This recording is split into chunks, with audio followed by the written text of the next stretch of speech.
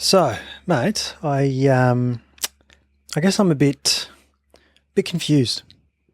A bit confused. I am a bit confused. I went to the dentist recently, and for the first time in a long time, I've been told that my teeth aren't in great nick. Right, okay. In what way? I've got a bunch of decay going on on a bunch of teeth. So Really? a couple, on the top right here, and apparently bottom left here as well. So I had a couple of fillings put in. When was this? Yesterday. Yeah, had a couple of fillings put in yesterday, and my mouth was all numb and everything. But a bit confused, mate. I just kind of thought my diet up until this point has just been fine. Yeah, it's a shock. It's a shock. Who'd have thought all those Oreos for dinner would come back and bite you? Literally, yeah. Come back and bite me. Bite teeth. Yeah, it's yeah. good. Good by us. Quality content as usual.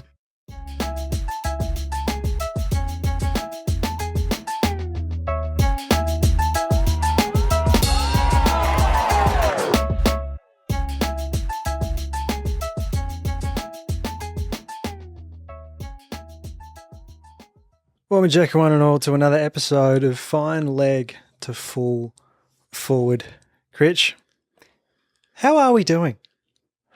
Doing well. Does the screen say we're doing well? For those of you who you definitely won't know because you're not in the room with us, we've had an absolute nightmare trying to get this recording going. We've been sitting here for about that looks all right, doesn't it, over there on that screen? We've been sitting here for about an hour trying to get this finalised, and I think we're finally ready to go. If you're hearing this, it means we pushed through. We didn't give up. We powered through. Yeah, days of old, we might have canned the episode for the week, but we can't really do that with the unspecified time units that we assign. Yes. Well, speaking of, how has your unspecified time unit been? Yeah, really well. Up until today, I was wearing this jumper with one of my like a blue vest, and someone pointed out that there was quite a likeness to that meme of the Pakistani cricket fan with his hands on his hips. Yeah. So someone took a photo at work for that, and I played ball because it was actually quite a good shout. Quality content. Don't think I'll wear this jumper anytime soon. No, not with the puffer, the sleeveless puffer. Nah. Maybe never again. I'll be honest. I think you were like, I got to show you something, mate. Yep. And I was like, on the other side of the room, I couldn't see the actual original photo. Nah. All I could see was like a small pixelated blurred photo of you reenacting the meme. And that was enough for me. Like, I don't know exactly what you're going to show me. Yeah.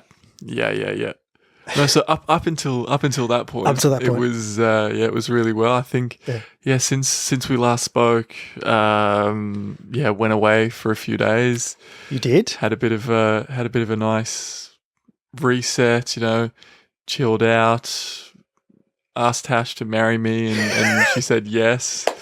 So congrats, mate. No, thank you very much. Congrats from me, and I'm sure congrats from the entire Flitif community to you and lovely Tash. Nah, thanks very much, mate. Very very happy, very relieved that it's done. Not that there was ever any doubt that she'd say yes. It was just the fact that it was just something that I was keeping to myself. So it's happened. We've told everyone we wanted to tell. So we've shared it with the world on social media and shared it with the Flitif community. We're getting some messages in a few group chats we were in, and it took every fibre of my being to fight to resist the urge to say thanks. Very happy. If you want to hear how it all went and how it happened, tune into the pod this week. Didn't manage to do that. Didn't pull that one out? Yeah, exactly. No. Managed to resist, but I'm sure we'll touch on that later. Hey, Yeah, absolutely. Yeah. I think it's quite likely to be what we base this episode on, I think. yeah. How are you going, mate? Going okay. Going okay. Any meme comparisons in your day? No. No, I wouldn't say so. That's a win. I can't get over that. That's actually Yeah, that was brilliant. it's really good. I thought because of the colours, I thought someone like when I put the vest on, I was like, oh, there's a bit of Marty McFly about this. No, middle-aged, bald Pakistani cricket fan. Particularly if you cross your arms. Yeah, it was. Were you frowning in the photo as well? No. I was intentionally reenacting the photo as it was pointed out, right. but yeah, it's a bit rough. Yeah. Anyway, yourself, how are you going? I've been okay. Been all right. What's been happening? Cami and I went to Lawn for a few days. Good to get away. Around sort of Anzac Day time. Watched the Thriller. The draw, right? Yeah. But it was actually my first time to Lawn. Never been there in my entire life. Never been. Yeah, Yeah, well, right. like, heard all about it and everything, but What'd you think? I liked it. Out of 10? Out of 10. Ooh. 8? 8. So you go back? Yeah. Yeah, I think so. I feel like you'd say 8 out of 10 no matter where we were talking about. I feel like that's a very sort of complimentary yet still somehow on the fence mark. Yeah. So just a nice balance of everything, just a stock standard answer. But no, it was like it's a nice beach town, I guess. Yeah. And just like there's like the waterfalls there, amazing. And the lookout, like I think it's called Teddy's Lookout or something, where you can really see the Great Ocean Road like winding around and everything. Just Yeah. that postcard sort of. Teddy's Lookout. I think it's Teddy's Lookout. Yeah. Shout out to my nephew. Yeah. Shout out to Teddy. Have we spoke about? I don't know actually. Yeah, maybe not. Maybe Well, not. there's his first shout out. There you go. Yeah. Shout out to Teddy. See if he, I wonder if he'll watch this in a few years from now. And, Yeah. Well, I think as we're recording this, he's a month old, so he's a long-term friend of the show. Yeah. Yeah. Very long term.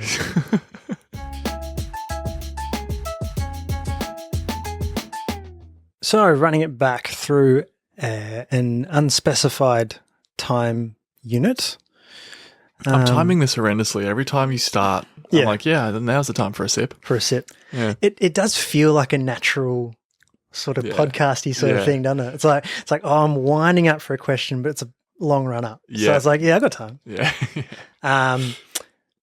The AFL season is still continuing. Word on the street is Yeah. that is the case. Yeah, Yeah. I've heard a lot of stories being broke that the AFL season is still happening. Yeah. Still happening. There's a few teams that are still, continuing to win, and a few teams that continue to lose. Yep. Bombshell after bombshell on this Yep. show. Yep. Believe it or not, the NBA playoffs are still continuing as well. Yep, you're right. That was the footy talk for this week. Yep. Or was it?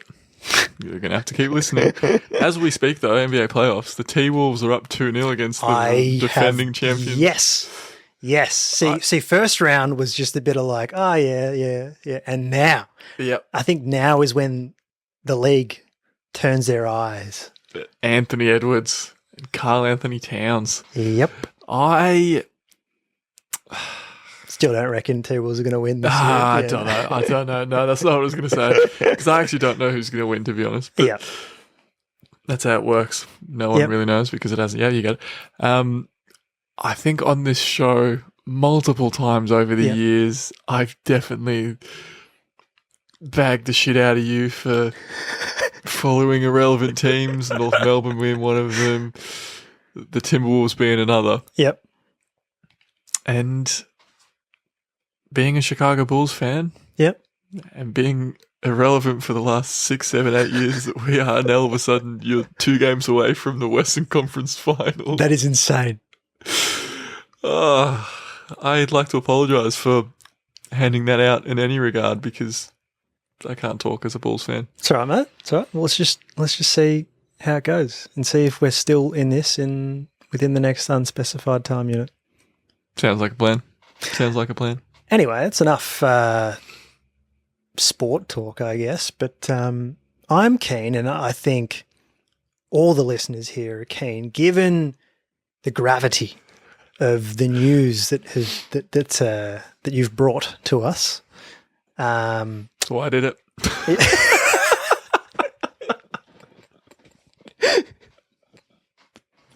As we've said before, it's all about the content. Yeah. Including the most important decision of your life. Would like to make that clear. That was a joke. Yes. Please, we want all the detail. Please, and I'm sure you've said it, a number of times now to a number of people. Give us the full story of the proposal. Yeah, you're right.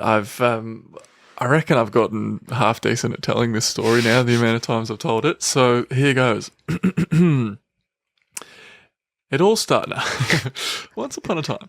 Now we went away for a couple of nights in the Dandenong Ranges. So we had a bit of a cabin Airbnb thing, and saw it online, and there was these beautiful sort of wooden beams, and there was like a spiral staircase, and I saw it. I was like, yeah, it's very tash. There's a bit of tash about that. So we stayed there for a couple of nights. The second night we went out for dinner at an old English pub that was like a 10-minute walk up the road, which sort of was both our vibe, like a nice sort of cozy pub.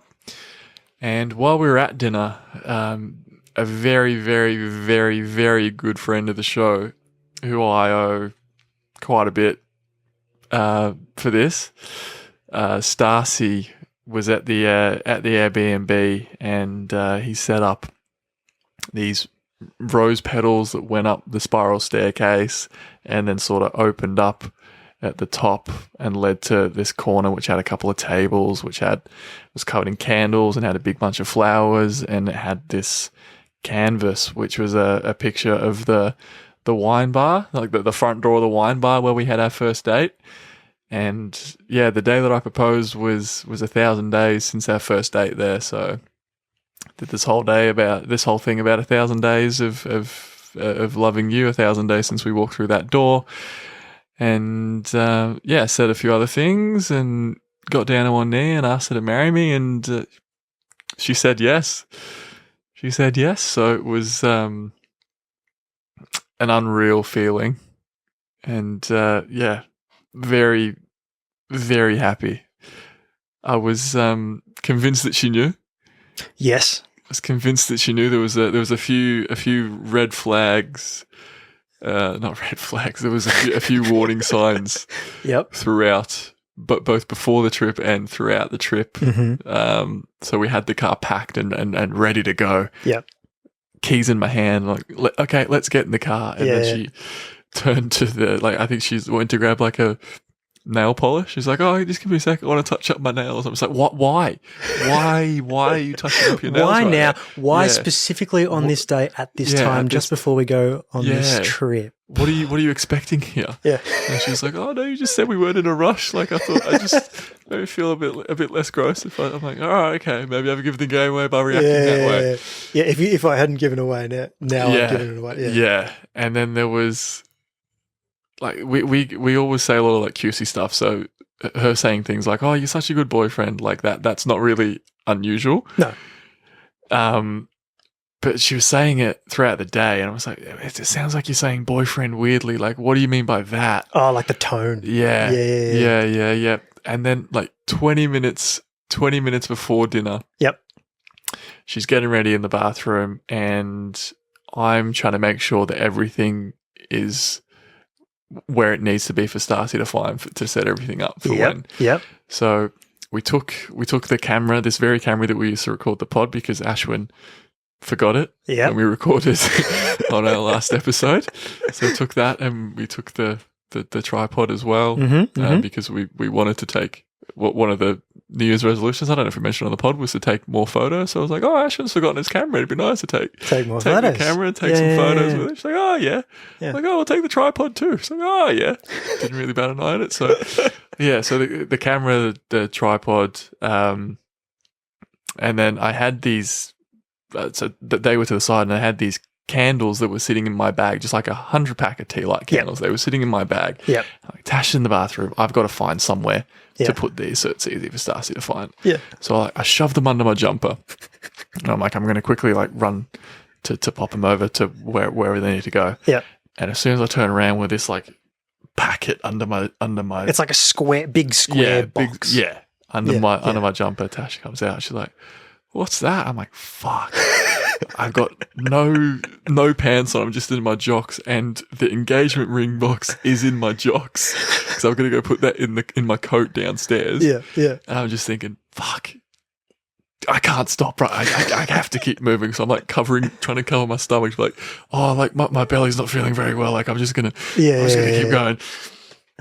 So I go to the toilet downstairs and I close the door and I like throw the candles under the sink. I'm like, fucking hell. Like internally, like, oh my God, the candles are such a minor part of this. Yeah, and that's what gave it away. Yeah, that's like I booked this place a month ago. I've known I was going to do it on this day for over a year. 20 minutes before dinner, she's seen some candles. It's just such a non-thing. Oh my God. Yeah. So I'm sitting in the toilet thinking, I've got to go up in a couple of minutes, and the first thing she's going to say is, what was that? Yeah. So I've got to think of something. Yeah. Yeah. Because the last thing you said was, I feel sick or something. And then I was like, oh yeah, my stomach's not feeling very well. Like, just don't look at me. Yeah.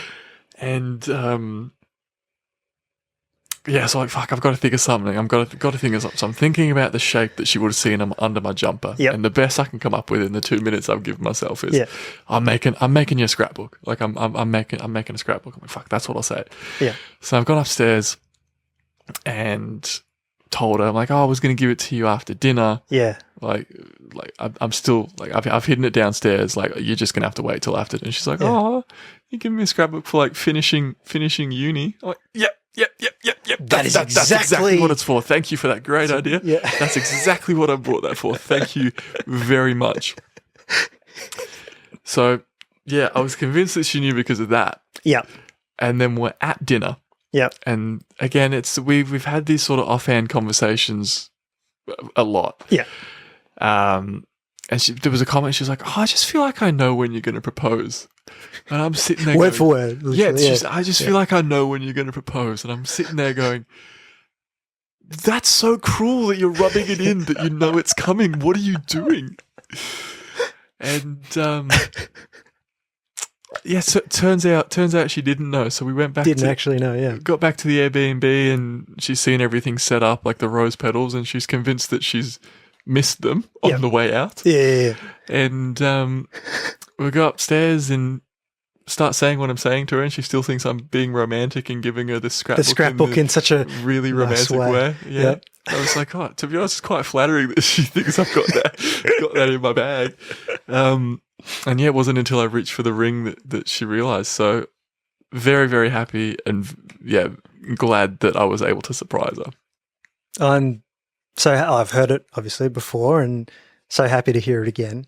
And congrats again, mate. Oh, thanks, mate. Thank you. I must say, I was very surprised that you held your nerve. Like when I pictured this in my head, you know, I knew in the lead up when you were going to do it. Yep. And I pictured the moment. I pictured you shaking. Yeah. Very uncontrollably and being very nervous and everything. So when you said that, like you know, you stood firm, like you weren't nervous, surprisingly, in that moment. Like I was just really happy. I was surprised I wasn't nervous either. And I mean, you've seen the footage. You know, I wasn't nervous. I was exactly. I remember. So we walked back from dinner and we sort of turned off the street we were staying on, sort of into the driveway. Yep. And I remember thinking, yeah, this is happening. This is happening. And yeah, it was just excitement. It was just it was. Yeah, because I remember you were worried about the camera time as well, because it can't.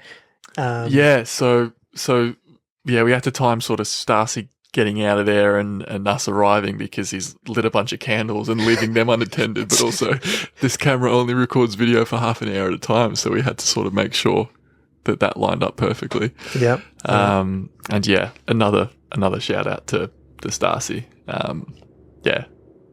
Unreal, and it looked amazing. If anyone is sort of planning a proposal anytime soon, anyone listening, would definitely recommend his services. You just got to buy him brunch a week beforehand, and Yep. yeah, we'll probably get you someone else as well, mate, if you are listening. Shout out to Stacey. Well, that is obviously, we touched on it before, but so glad that you've given us the full story. Happy to share, mate. Happy to share. That is very much the basis of our episode today. So what we've done is we've thought about this. We've thought about how massive this occasion is, this proposal, and we're trying to work out if there's any parallels between proposing to your partner and a star AFL player committing to one team by signing a large deal. It's a commitment. It's a commitment to each other. It's a commitment to the club. Yep. And you know what? We're just going to go with it. We're going to go with it. So it wouldn't be the biggest stretch we've ever done on this show. Funnily enough, it wouldn't. No, I don't think it comes close. Yeah. So what we've done is we've got a list from, I believe it's Vogue, of do's and don'ts of proposing. So we're going to go through the list of do's and don'ts in terms of proposing to your partner. And we're going to then think about how to potentially, how an AFL club would apply that advice, the do's and don'ts in terms of signing a deal with their player of choice that they'd want that player to commit to them for their entire career. Yep. Love it. Again, I stand by it. Not the biggest stretch on this show by any means. So did you want to kick us off, mate? I can kick us off. Yeah. Absolutely. So the first do on this Vogue article, it says, do ensure you're on the same page. So it kind of talks about you've got to make sure that it's what you both want. It's not something that's completely out of the blue. Needs to be a conversation beforehand. Yep. So the AFL parallel there would be making sure if they're eyeing off other clubs. Have there been a few interesting posts on the socials which make them appear distant? Have they removed photos of them in your club's colours from their profile? Yeah. Are there the rumours online that just won't go away? You've just got to make sure that the club and the player, you're both on the same page, because otherwise it's going to lead to some form of heartbreak. Yeah, absolutely. One way or another. Yeah. All right. The next one here is don't overthink it. So Vogue says, stay focused on the emotional connection between you and your soulmate. And it doesn't have to be hot air balloon in Paris or a picturesque beach in the Maldives. There are obviously stereotypical examples of romantic proposals, but just focus on what's important in the connection between you and the player. And so in the AFL sense, focus on the team and why this player is a good fit. What do they bring to the table on game day? The crowd that they draw, things like that. They're the crucial bit that you need to focus on, as opposed to obsessing over, the other details. Yeah, keep it simple, stupid, right? That's I think that's the way to go. No, yeah. Absolutely. This next one says, do personalize the proposal. Mm-hmm. So that's what Vogue was saying. They're saying about, plan what you want to say beyond the standard, will you marry me? Yep. Which I think I did all right in, personally. Yes, you did. 1,000 Days and the wine bar that you first met and everything like that. Yeah, thank you. Wasn't fishing for it, but I'll absolutely take it. So the AFL club, you want to think about the happy memories you've shared as a club and the role that the players had in that. Think about the rich history of the club and make sure you get that across to the player. Yeah, personalize it. the potential, the part that they can play in the club's history. Yeah.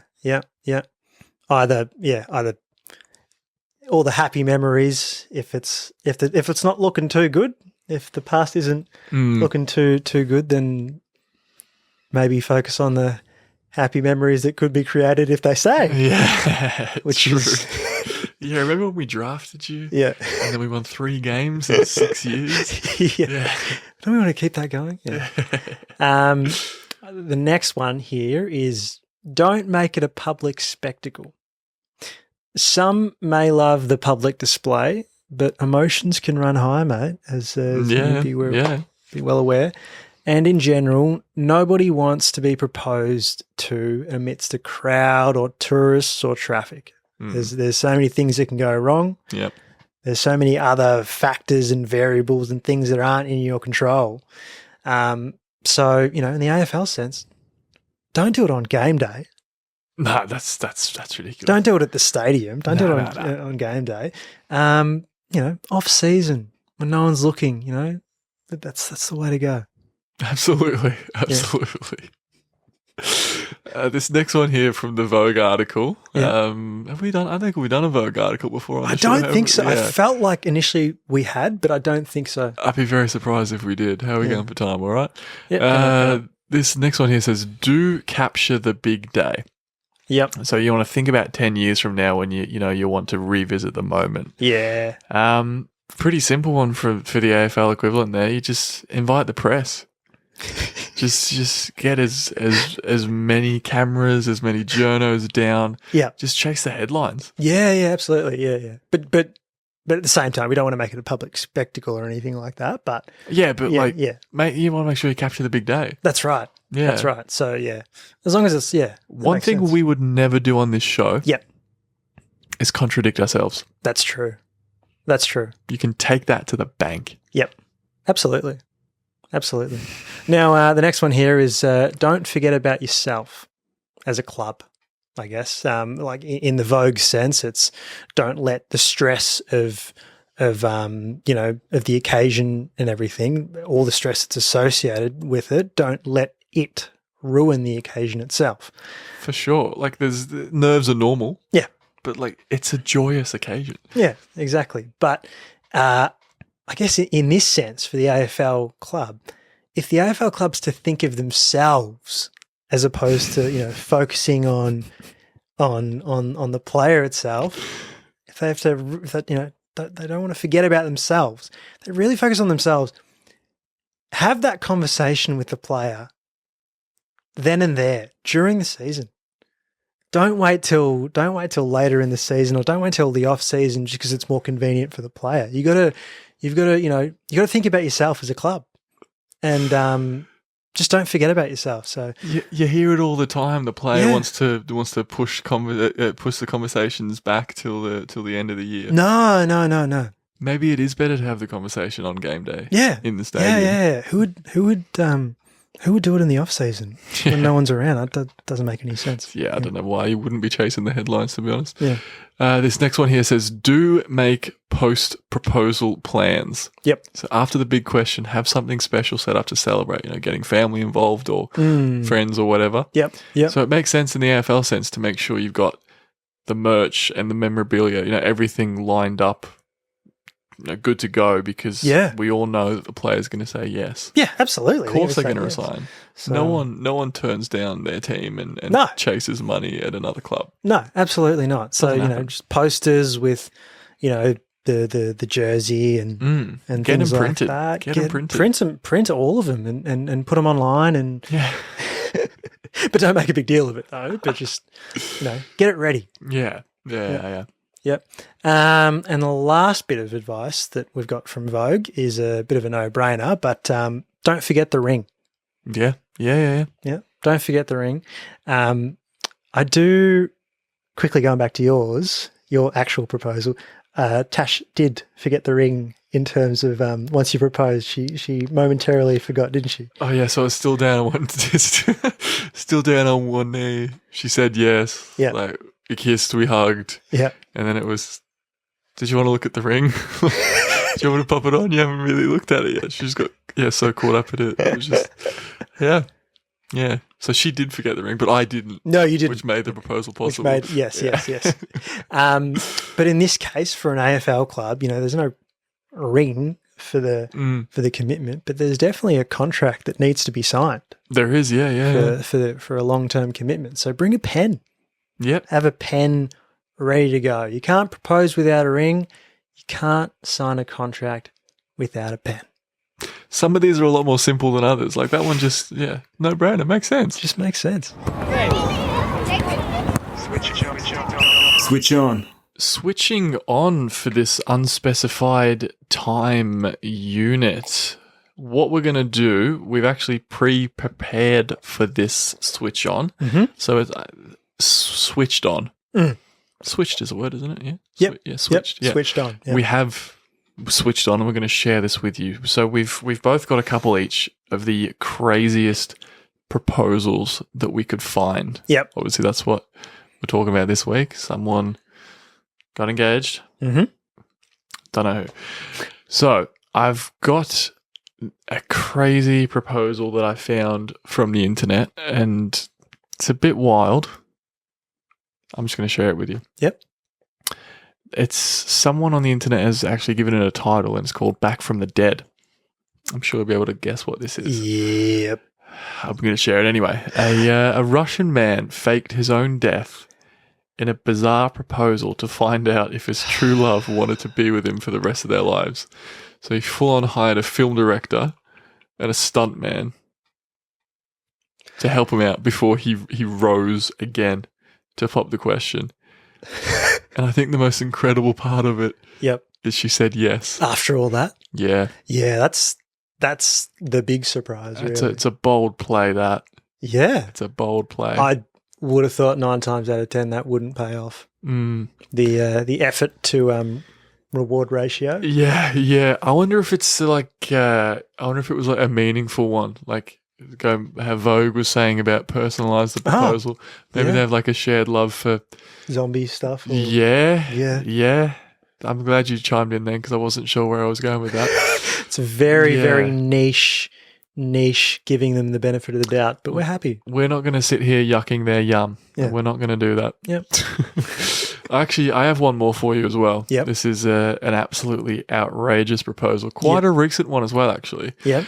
The Adelaide Crows making a play in the upcoming off-season for Patrick Dangerfield, despite him leaving the Crows because he wanted to go home to Geelong. Because he wanted to go home. Yeah. An outrageous proposal. That is quite outrageous. I wonder if he'll say yes. I wonder. I mean, I know what I'm hoping. Now I have a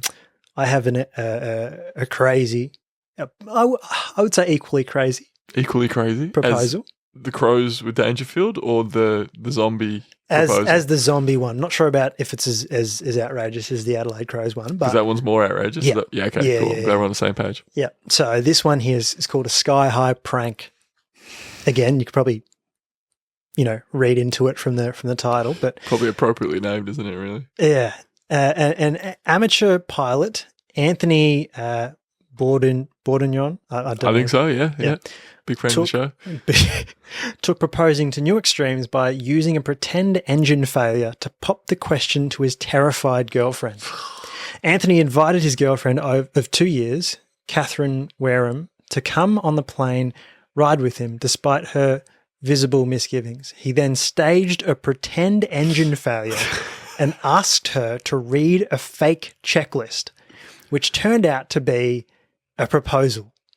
So, like the check along the checklist, like, parachutes, blah, blah, blah, it is, will you marry me? That is crazy. I'm terrified of flying. Yep. So I couldn't imagine anything worse. Nah. Oh, God. The whole experience was secretly filmed, and his partner can be seen sobbing. And luckily for Anthony, she accepted his extraordinary proposal. And I again, I don't know what to say, because I feel like 9 times out of 10 that wouldn't work. No way that would work.